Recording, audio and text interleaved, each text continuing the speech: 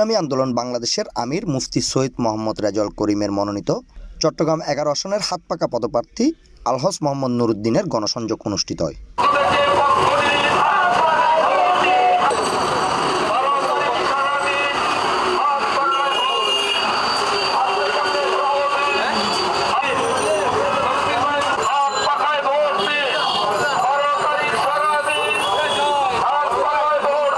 জানুয়ারির 25 তারিখ রবিবার নগরীর মাদারবাড়ি এলাকায় নির্বাচনী প্রচারণায় লিফলেট বিতরণের মাধ্যমে তিনি সাধারণ মানুষের হাতে ভোট চাই। আমরা আজকে প্রচারণা করতেছি 30 নম্বর পূর্ব মাদারবাড়ি প্রচারণা করতেছি।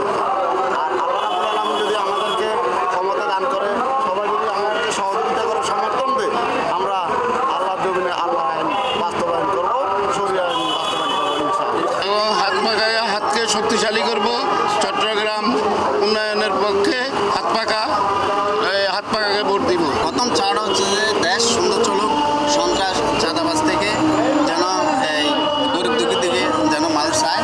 এই সময় এডা আরও উপস্থিত আছেন চট্টগ্রাম 11 আসনের নির্বাচনী পরিচালনা কমিটির আহ্বায়ক মোহাম্মদ শামসুল আলম, সমন্বয়কারী মোহাম্মদ ইব্রাহিম খলিল, ইসলামী আন্দোলন বাংলাদেশের সদরঘাট থানার সভাপতি হাফেজ মোহাম্মদ মনিরুজ্জামান, সেক্রেটারি মোহাম্মদ জাকির, সদস্য হানিফ মিয়াজি ও নুরুল ইসলাম সহ আরও বোধকে।